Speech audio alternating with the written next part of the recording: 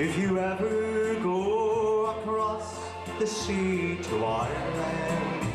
On a recent afternoon at Chicago's Irish American Heritage Center, a group of seniors gathered for a little dancing and a lot of reminiscing. Many of these seniors are Irish immigrants. They left their homeland in the 1940s, 50s, or 60s, a time when there was little economic hope and few employment opportunities on the Emerald Isle. Noel Rice was one of those immigrants. He arrived in the U.S. 50 years ago when he was only 20. In Ireland at the time, in the 50s, there was no place else to go except maybe England, Australia, or Canada. And of course, I had relatives here. It was really an opportunity to go to America and for a breakaway from, well, mostly poverty in Ireland. For a century and a half, the Irish flocked to America in search of a better life. The migration started in the mid-19th century, and in the late 20th century, immigrants such as Cyril Regan were still coming. I came in 1982 to the US. I came to New York. I lived in New York from 1982 to 1990. And I came there because there was no work in Ireland. So I just came there to get a job and to better myself, really.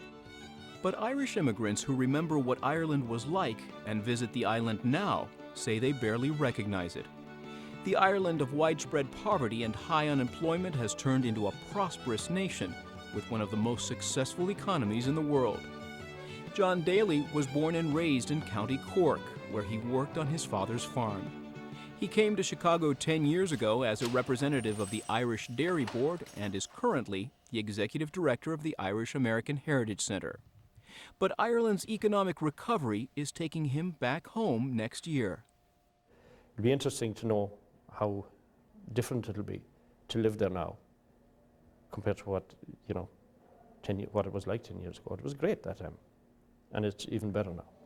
Our success today in Ireland has an awful lot to do in that so many American companies did come under the incentives they were offered and set up in Ireland and employed like hundreds of thousands of people.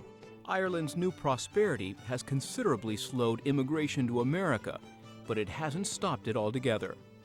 This 24-year-old, whom we'll call Patrick, came to Chicago 5 years ago just to visit. When I came here, just something about it, I just said, this is where I want to be. I had loads of opportunities in Ireland. Patrick decided to stay in Chicago and began working in construction. He is now among the estimated 50,000 undocumented Irish immigrants living and working in the U.S. I'm 24. I have my own business. I have guys working for me. Like back there, if someone's 24, people work for them, is saying like, what the hell, who do you think he is? Whereas here, everyone is like, they're trying to help you out. The Irish community is so tight. You have guys, call the guys in here, like, you call them up any day, any time. Can you do me a favor? No problem, like. While Patrick's story is not unique, Ireland's economic renaissance is compelling fewer and fewer of its citizens to leave the country. The new immigrant, if you like, is different. They're mostly well-educated from the universities in Ireland. They come here at a different level. They usually take management jobs or professional jobs of some sort.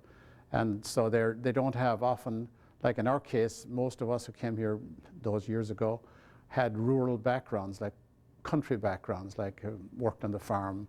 But while fewer documented and undocumented Irish immigrants are coming to America, the Irish consulate in Chicago says it deals every day with illegal immigrants who've become longtime Chicagoans.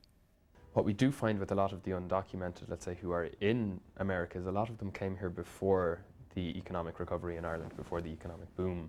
So you'd have an awful lot of Irish undocumented in America who would have arrived in, let's say, the 1980s, who would now be married to Americans, would have American citizens as children, but remain undocumented within America. Father Michael Leonard is a diocesan priest from Ireland, sent by the Catholic Church there to reach out to undocumented Irish residents in the U.S.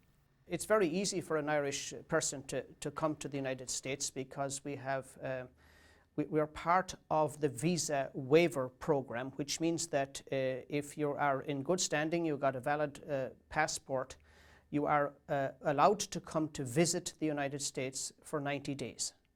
I'm regularly surprised by people that I would have assumed, and everyone else who would know them largely here would have assumed were were documented, and I'm meeting them regularly to find out that they haven't got their paperwork in order. Billy Lawless came to Chicago a decade ago and has become a successful businessman. He's well known in Wrigleyville as the owner of the Irish Oak Pub. But a great deal of his time these days is spent working for immigration reform. I know that the people say, well, why don't they go back to Ireland? Very prosperous economy is flying. It's not that simple. They came here, say, from within 10 years. They got jobs, a lot of them have their own businesses, and a lot of them got married here. They've bought houses here. It's not that easy just to uproot and go back to Ireland. But those who can and want to return to Ireland are finding a country that not too long ago had little to offer its residents. The new Ireland is a far cry from the one Chicago's Irish seniors left behind. For Chicago Tonight, I'm Eddie Arruza.